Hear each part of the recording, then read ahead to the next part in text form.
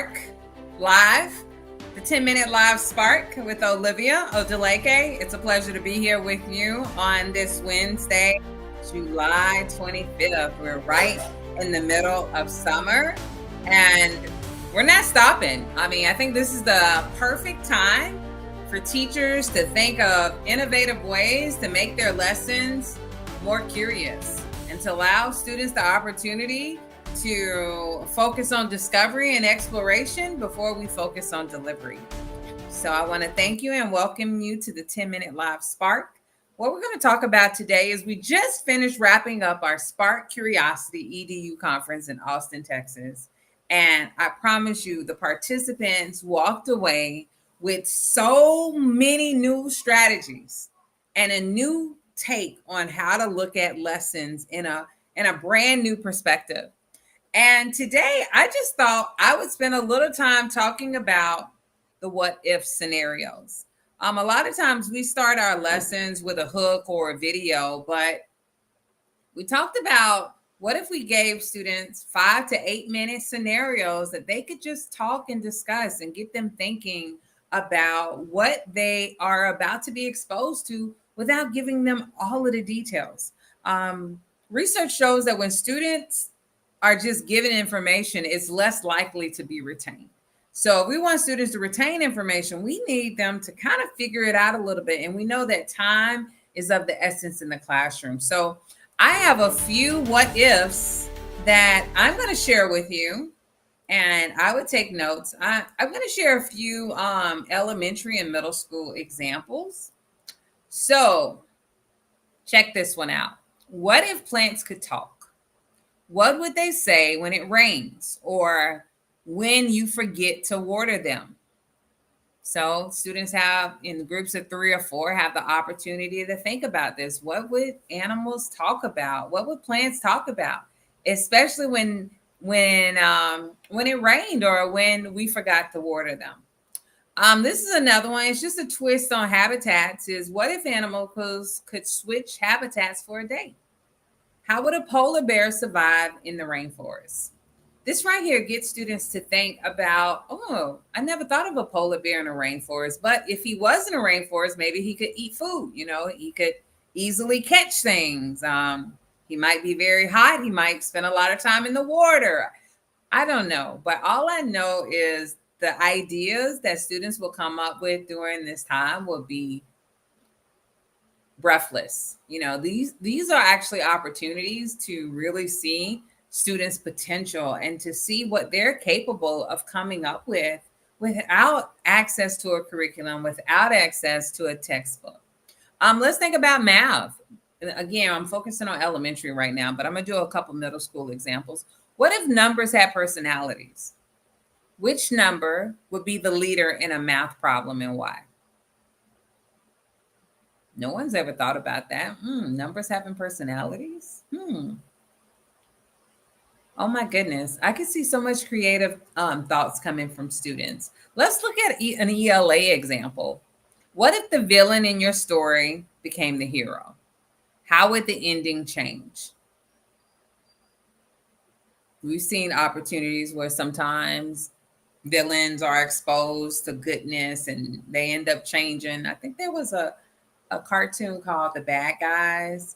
I can see students maybe recalling stories or movies they've read and talking about that and relating that experience, because one of the ways we spark curiosity is allowing students to relate to the content, to see themselves in the content, to see the why.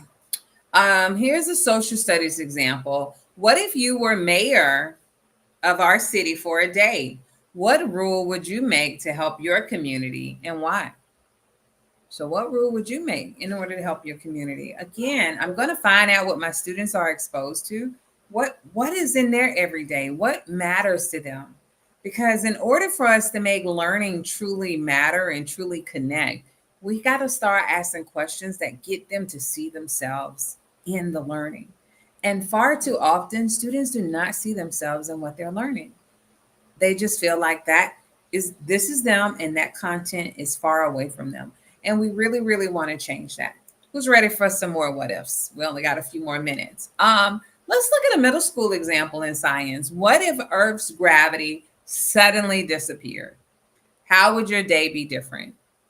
This is a great way to introduce forces. I mean, again, what is the concept? See, these what ifs are giving students an idea to think about what if things were not the way they are. And then when you give them the background and the structure, it's going to relate to them more because now it's like their mind never thought of not having something. But now how would life be different?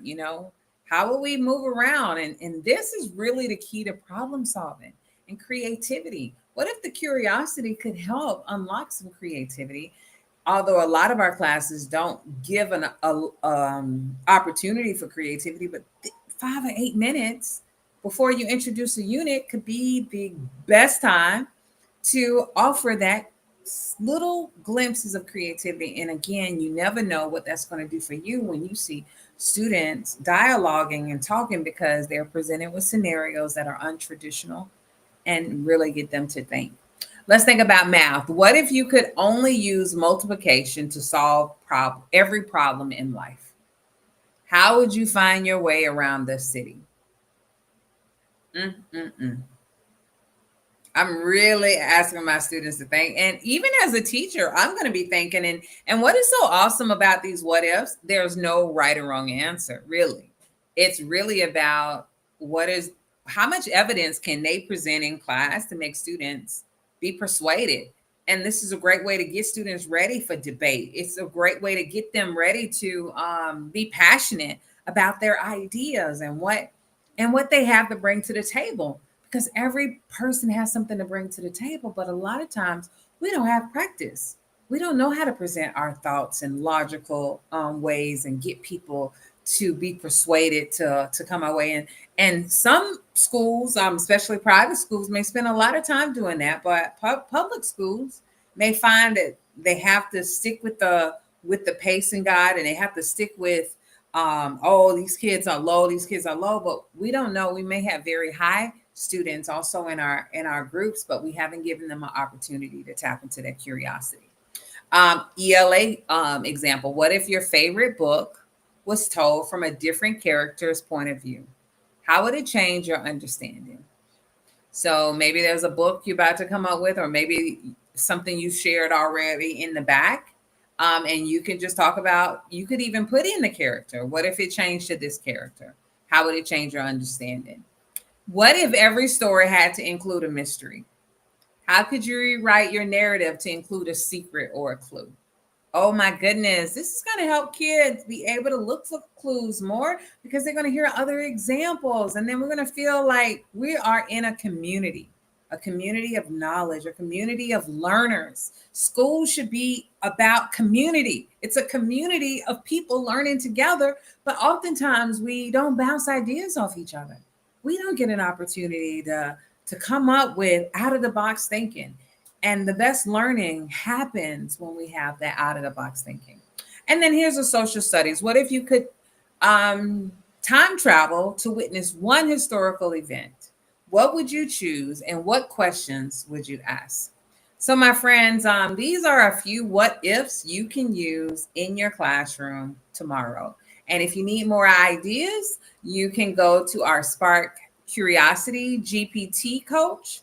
Again, we have the Spark Curiosity GPT coach. It's available right now in Chat GPT, and you can ask them to come up with a what if scenario for you for your next lesson. So, on that note, we're going to end the 10-minute live Spark with a song called The Spark, because the spark is our imagination, and all we have to do is imagine different learning experiences for our students and us reach their real potential.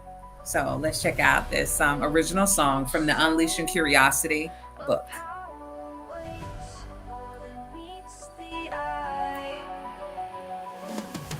Metal sleeps until the touch of light.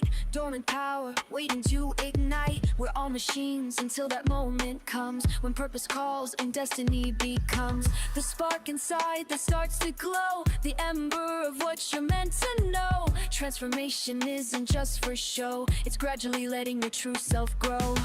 It starts with the flicker, gets stronger, gets quicker. The flame inside grows higher, potential catching fire.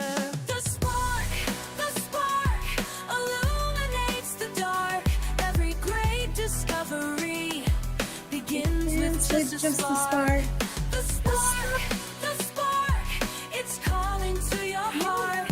When you feel that energy, that's just the start of who you're meant to be. All right, that's the 10-minute live spark with Olivia. See you next Wednesday. Have a great week.